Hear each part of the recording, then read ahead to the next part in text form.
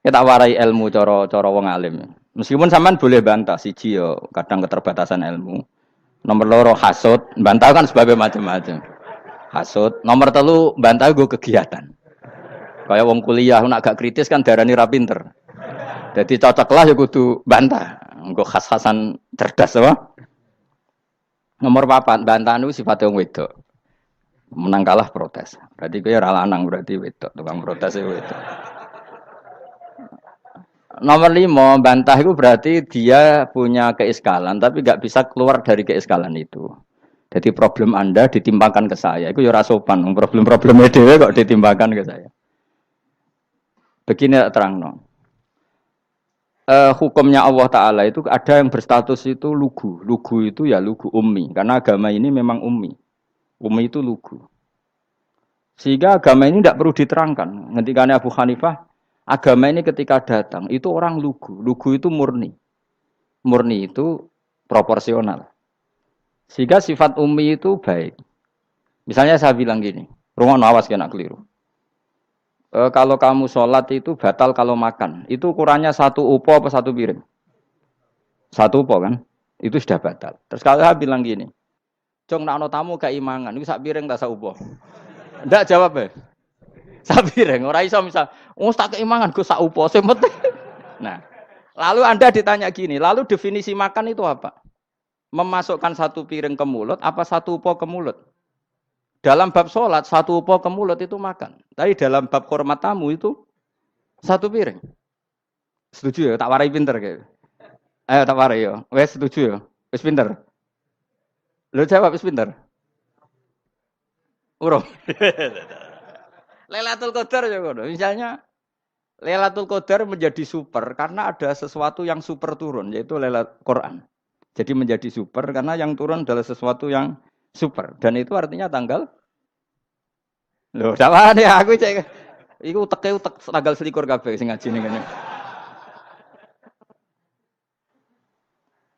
Wes jelas inna anzalnahu fi lailatul qadar. Huruju ning ndi? Quran kan? Wa ma adraka ma lailatul qadar. Lailatul qadri khairum min alfi syahr. Makanya Lailatul Qadar itu ya bisa saja tanggal 1 kemarin sudah kelewat. Mbok entah ini jebelis baris dada. Atau mungkin Saban. Jadi perdebatan ulama tentang Lailatul Qadar. Malah ada wali yang bilang saya tiap hari mendapat Lailatul Qadar. Nah, itu malah ra kelas meneh, itu malah pusing, malah napa? Pusing. Udah gak usah mikir itu. Jadi hukumnya Allah itu ada dua. Ada hukum itu lugu dan ini bagus. Makanya saya itu kenangan saya terbaik dalam membela Allah dan Rasul. Saya ulang lagi, kenangan saya terbaik dalam membela Allah dan Rasul itu masalah faraid.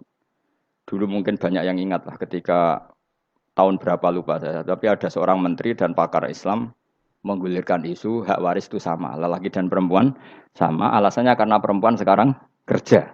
Jadi gara-gara kesamaan gender kemudian mereka ingin bagi waris itu apa? Sama lidzakari bisul hadil. Saya itu ditentang. Gerakan itu pernah menguat, termasuk yang bisa dengan tanda kutip bisa menghentikan gerakan itu termasuk itu saya. Yang punya pikiran gitu tak parani, tak tantang begini. Saya bilang gini, Anda ngomong ini itu karena pinter apa karena tren? Tak tanya, ya karena pinter. Saya ini kan orangnya keren, punya kepangkatan jos lah. Ya kepangkatan jos, kepangkatan dunia, mestinya cara pangeran bojos ora ya ora. Cara ukuran dunia itu jos lah. Tak tanya, saya itu Pak Ba, termasuk yang setuju gerakan kesamaan gender. Dulu kan lelaki perempuan itu beda sekali karena lelaki kerja perempuan tidak. Sekarang sama-sama kerja maka warisnya harus sama. Terus saya tanya gini, lalu penyebab warisan itu kerja apa lelaki? Dia jawab kerja. Dia nggak ngerti kalau ngadepin saya. Saya ini kan orang alim yang biasa belajar mantek. Dia ini roh nak aku ngalim. Sembrono ya jadi ini. Ketika tak tanya gini, lalu misalnya saya punya anak, yang anak saya putri itu direktur BUMN atau direktur bank atau direktur PT besar. Kemudian anak lelaki saya idiot, goblok. Warisannya dikasihkan siapa? Kalau kerja adalah alasan dapat warisan, berarti anak saya perempuan itu yang dapat warisan dong. Anak saya lelaki kan idiot, nggak kerja. Lalu warisan itu berdasar prestasi apa empati? Kalau berdasar prestasi malah Anda ini aneh. sudah kerja direktur BUMN hanya karena dia kerja, dia dapat warisan karena Anda bilang asbabul irsi adalah kerja. Kalau saya bilang karena empati, saya juga gak fair. Yang kerja juga butuh modal gak saya warisi, tapi yang idiot tak warisi karena warisan berdasar empati. Lalu Anda milih mana? Bingung deh. Sampai dia ikrar, saya belum pernah mendapat perlawanan seperti ini. Karena Anda ngomong sama orang-orang goblok, kata saya. Terus saya bilang, saya ini ngaji Wahab, khatam berkali-kali. Anda mungkin baca kitab Wahab itu hanya terjemah. Maka menurut Islam, yang menjadi hak waris itu sebabnya zukurah wal unasah. Kelelakian menjadi dapat 2 bagian, keperempuanan menjadi 1 bagian. Dan itu Islam tidak mau urusan dengan prestasi maupun empati. Mujarrodul zukurah dan mujarrodul unusah. Sehingga dengan seperti ini tuh Islam nggak ribet. Coba kalau kamu pakai ilatul hukmi, pakai cara berpikir logika, malah ruwet. Karena tadi, kalau kesamaan gender itu karena perempuan kerja, lalu misalnya yang lelaki idiot misalnya atau pengangguran, warisan kamu kasihkan siapa? Kalau kerja itu menjadi alasan hukum, kamu kasihkan yang perempuan kan? Aneh enggak? Yang sudah kerja malah kamu kasih warisan yang nganggur? Enggak. Berarti berdasar prestasi atau berdasar empati. Kalau kamu dapat warisan, idiot dulu dong. Idiot dulu, goblok dulu, kecelakaan dulu, baru dapat warisan karena dapat empati. Yang sudah PNS enggak perlu dapat warisan karena sudah juga ruwet. Fikih seperti ini ruwet enggak? Ruwet. Nah, kata Imam Haromen gurunya Menguzali, agama itu kadang dinuna dinul ajais. Kita ikut yang lugu saja. Allah bilang lelaki dapat 2 bagian dari perempuan, ya lelaki ya yang punya alat kelamin, penis. Perempuan yang punya farji, ya sudah gitu aja, gak usah ruwet-ruwet. Kenapa begitu? Ya sudah seperti itu. Nanti lama-lama gini kalau diterusin. Ada seorang dokter fikih perempuan. Dia menguasai fikih sholat. Ruhin lanang tapi gak menguasai fikih sholat. Rohnya mau pesolatan misalnya. Lalu yang jadi imam siapa kalau berdasar prestasi? Perempuan dong, karena dia doktoral fikih sholat. Dia menguasai aneh-anehnya sholat. Ghoro ibu masaili sholat dia menguasai. Sementara Rukin takoki salat apa Kin? Pokoke niku Gus ngadeg terus lungguh. Terus ngadeg malih. Apa? Kadang ngulon. Nak salam ngalerien. Dia tahunya hanya itu, Dok. Lalu kalau nuruti imam salat adalah yang terpandai dalam fikih salat, tentu yang imami perempuan. Tapi agama ini tidak seperti itu. Pokoknya wong lanang imami. Wong beda. Jadi makanya kata Imam Haromen dinuna dinul ajais. Sampai Said Muhammad itu sering ngutip beliau gini kan, Allahumma imanan ka imanil ajais, ya Allah. Semoga iman saya menerima konsep engkau itu ka imanil ajais. Imannya wong wedok-wedok sing lugu. Ajis itu perempuan lugu yang sudah sepuh. Jadi misalnya ngukur anak seneng ya anak kono gedang goreng, ngekei duwe, ya lugu saja. Itu bagus. Daripada kamu pakai argumentasi, karena argumentasi ini sebetulnya kelihatan cerdas, tapi ada kebodohan masif. Karena tadi, kalau hak waris kita otak-atik dengan prestasi, maka yang pro empati akan protes. Paham ya? Masa yang sudah kerja dikasih banyak, yang idiot enggak. Tapi kalau berdasar empati juga aneh. Masa dapat warisan harus goblok dulu, harus kecelakaan dulu. Maka Rasulullah pernah ngendikan ketika ditanya, lalu warisan untuk siapa ya Rasulullah? Nabi jawabnya lucu. Fali aula rojulin dakarin. Jadi Nabi sempat ngendikan kata rojul. Kemudian direvisi dakarin. Fali aula rojulin dakarin. Semua ulama ngendikan dakarin di sini adalah badal. Nabi ngendikan rojulin, kemudian Nabi ingat kalau rojul itu identik dengan lelaki dewasa. Apa? Kemudian Nabi mengulang lagi zakarin, tidak harus dewasa, yang penting lelaki. Jadi meskipun baru lahir, kalau dalam keadaan baru lahir namanya apa? Kan zakarin kan? Belum bisa dikatakan rojul. Paham ya? Nabi ngulang 2 kali. Fali aula rojulin zakarin. Ini penting saya utarakan supaya clear. Jadi agama itu gak usah diotak-atik. Ya itu tadi, misalnya imam sholat itu lelaki. Ya sudah lelaki. Lelaki itu apa? Yang punya alat kelamin lelaki. Jangan dibalik ini. Yang dikatakan lelaki itu orang kuat. Sehingga meskipun perempuan kalau kuat, misalnya perempuan anggota poluan, lelakinya cemen, idiot, maka imamnya perempuan gitu. Karena makna lelaki adalah kuat. Ini keruwetan. Jadi agama itu tidak seperti itu. Nah sekarang kembali ke pilihan. Yang dikatakan pilihan itu orang hebat. Apa yang dipilih, apa berdasar definisi, apa berdasar kehendak yang milih. Loh kok mulai do pinter, tumben do pinter. Alam raya ini milik Allah. Dan semua di alam raya ini milik Allah. Maka dipilih tidak dipilih itu terserah yang punya apa terserah kita. Apa terserah kriteria, apa terserah definisi. Dalam konteks kita sebagai objek diambil, tentu terserah yang punya. Kemudian Allah bilang, orang-orang itu saya pilih. Nah kalau milihnya Allah berdasar kepunyaan, tentu Allah boleh dong memilih orang yang sebetulnya berstatus dolim. Ya tapi ya tetap dia dolim, tapi ya tetap dipilih. Kenapa ya? Karena Allah yang punya. Saya misalnya orang kaya, boleh nggak punya HP buruk? Boleh kan? Terserah saya. Saya orang kaya, beli HP mahal, medium, dan paling buruk. Boleh enggak? Boleh, saya yang punya. Enggak boleh, Gus, ini orang kaya harus beli HP yang mahal. Yang bilang harus siapa? Nah, kegoblokan kita ini seperti ini. Nak wong sugih HP ini kudu larang. Nak wong alim kudu bojone ayu. Sing kudu darani kudu ayu ku sapa? Nak maji jalan kudu mlebu swarga. Lho kudu ku sing swargane mbam tapi kudu. Nah, kita ini sering berpikir ngatur Tuhan. Nah Indonesia negara yang mayoritas Muslim terus Islam Indonesia kudu dadi sampling Islam seluruh apa dunia. Ya ora usah sombong ngono ya keben mayoritas juga wonge kakean ngono ae ora perlu GR jadi sampling percontohan Islam internasional ora perlu ngono. Lah misalnya terus dadi contoh misalnya nang Masjid Haram niru Jumatan ning Indonesia berangkat mbek do rokokan. Bariku tekike diusep-usepno ning pojok pager. Lah misalnya wong Mekah terus do ngono kabeh. Karena mencontoh Islam Indonesia. Kacau gak? Ora usah GR ngono biasa wae. Napa? Biasa wae. Terus misalnya mencontoh Islam Indonesia, Indonesia nak ziarah Wali Songo terus tahlilan nunggu nganti setengah jam. Lah terus raudhah dikepung ngono rak macet Mekah Madinah. Mergo agar ziarah Nabi terus lungguh apa? Sak jam. Nak ning wali sak jam ning Nabi 2 jam lah kira-kira gitu. Ya malah nganyak Kanjeng Nabi tuh. Nabi sekaruan Afdhalul Khalqi mbok dongakno wa maghfir lahu warhamhu. Iku malaikat sak langit misah. Ya Nabi kok mbok dongakno di sepuro. Kowe tapi ya butuh sepuro. Enggak boleh doakan Nabi gitu enggak boleh. Allahumma sholli ala sayyidina Muhammad wa ala alihi. Enggak boleh pakai ighfir lahu. Masalah kita tahlilan apalem donga iku terus kamu gunakan. Ya misalnya terjadi percontohan Islam dunia, terus Nabi kapundhut ditalkin, nek ditakoki waman rebuka piye. Terus Nabi warai waman nabiyuka. Mesti Nabi yo pro, lah aku Nabi jebuk takoki. Jadi kita ini sering kumo luhur karena kita mayoritas terus jadi percontohan ora usah ngono. Paham ya napa? Ndak usah ngono, mayoritas sae, tapi ora usah GR jadi apa? Percontohan internasional. Mungkin kalau masalah Islam damai ya bagus. Tapi itu kan tidak hanya Indonesia.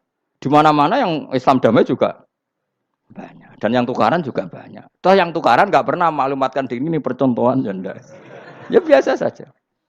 Saya ulang lagi ya. Maka menurut saya nggak akan benar pendapat Khawarij atau pendapat Islam yang keras bahwa orang dosa besar itu keluar dari Islam. Karena ketika Allah mengatakan, kemudian aku pilihkan kitab ini, tak kasihkan orang-orang yang saya pilih. Itu diantara yang pertama adalah, meskipun mereka sebagian tetap zalim. Artinya tetap zalim itu tidak menjadi dia keluar dari status Islam. Paham ya? Sekarang saya tanya, yang dikatakan warga Indonesia itu siapa? Ya siapapun yang bergeografis di Indonesia, lahir sebagai akte Indonesia, ya orang Indonesia. Kemudian ada yang penjahat, ada yang maling, kita penjara. Apa dia keluar dari kebangsaan Indonesia? Enggak kan? Sama ketika orang Islam menjadi zina dan fase koruptor, keluar dari Islam enggak? Enggak. Karena Allah tetap bilang faminhum. Apa? Faminhum. Jelas ya? Wes kayak gak ngarah Khawarij. Napa? Kalau Khawarij cara berpikir itu ekstrim. Setiap dosa besar itu mengeluarkan orang dari status Islam. Oh, itu bahaya sekali.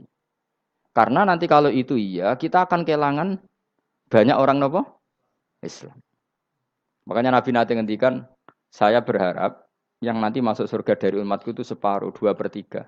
Itu kata ulama-ulama. Kalau kita pakai mazhab Khawarij, orang Islam itu tidak sampai 1/3. Karena banyak yang keluar dari Islam. Duwe keris gak Islam, duwe akeh ra Islam. Nglakoni jimat gak Islam, nyekel patok gak Islam, dosa gede gak Islam, korupsi gak Islam. Terlalu banyak yang kita usir dari Islam. Lalu kita ngusir atas nama apa? Coba. Kalau atas nama Tuhan, kamu tidak Tuhan. Atas nama wakil Tuhan, Tuhan tidak pernah mewakilkan ke Anda. Orang-orang mandate. Yang kita tahu dari Quran ya ayat ini, tsumma awrasnal kitabal ladzina nastofaina min ibadina. Kemudian kitab ini tak kasihkan orang-orang yang saya pilih, dan orang yang saya pilih itu faminhum zalimul li nafsi. Dan sebagian dari itu adalah orang zalim, dan itu jelas bagian dari itu. Artinya keluar apa masuk? Keluar apa masuk? Masuk. Meskipun ya yang zalim tetap berstatus zalim, kayak warga Indonesia, ini semua warga Indonesia. Paham ya? Yang maling ya tetap warga Indonesia, meskipun ya tetap maling. Jelas ya? Tenan to ora ya? Makanya ahli sunnah itu pendapatnya falam nukafir mu'minan bil wisri. Kita tidak akan mengkafirkan orang mukmin hanya karena melakukan dosa. Kenapa ya? Karena Allah bilang faminhum setengah sangking itu masuk bagian. Dan itu luar biasanya Allah disebut istofaina. Tetap orang-orang pilihan. Maka ini penting saya utarakan supaya kita ini tidak sok-sokan. Terus yang zalimul nafsi pun potensi dimaafkan sama Allah. Asal dia tobat, dan tobat itu sama Allah nggak ada batasnya. Malam yuhur kiri sampai apa? Nafas apa? Terakhir. Dan kadang orang itu sebetulnya nggak niat tobat, cuma ada perilaku tertentu sehingga dadian Allah itu simpati. Itu juga banyak yang diterima tobatnya Allah. Makanya kata ulama-ulama itu, istighfar itu tidak syarat diampuni. Yang menjadi orang terampuni itu kehendak Allah. Istighfar itu bagian kecil dari syarat-syarat itu. Bisa saja orang tanpa istighfar tapi diampuni Allah. Misalnya Allah dawuh wa yaghfiru ma duna dzalika limay yasha. Itu bukan limay yastaghfir tapi limay yasha. Contoh masyhur kan, kamu pernah dengar kan, ada orang nakal itu, mau misah itu ya kira-kira lonte atau apalah. Dia datang pulang ketika melihat anjing ngeleti pasir, dia berpikir ini kehausan kayak saya. Kemudian dia turun ke sungai memberi minum anjing itu, kemudian Allah memaafkan dia karena itu. Pas itu di semua hadis riwayatnya dia tidak pernah istighfar. Telah punya perilaku yang menjadikan dia diampun. Banyak enggak seperti itu? Banyak, makanya wa yaghfiru ma duna dzalika limayasa. Mayasa itu ya yang digedaki Allah. Bisa saja kalian ini sering istighfar tapi enggak dimaafkan Allah. Tapi delalah punya satu perilaku yang cara Allah itu penting, kemudian dimaafkan. Kayak Saharatu Fir'aun itu dia tidak pernah istighfar, tukang sihir Fir'aun. Dia diampuni Allah, dikasih iman tuh gara-gara jadi wong Jogja. Wis ngono tok. Jadi pas mau duel adu sihir. Iku dalalah dekne mendingan ya. Qalu ya Musa imma antulqiya wa imma annakuna nahnul mulkin. Monggo jenengan riyen napa kula riyen. Dadi gara-gara dekne didikan Jogja niku. Lah wong ape duel, mestinya tarung itu semakin cepat mengambil kesempatan kan semakin menang. Ini sudah jelas tarung. Ngapunten jenengan riyen napa. Lha iku pangeran itu terus simpati. Wong kok sopane ngono apa? Akhirnya Allah memberi iman gara-gara apa? Imma antul qiyah wa imma annakuna nahnul mulki. Monggo jenengan riyen. Lah Musa juga Allah juga enggak terima kalau nabinya kalah sopan.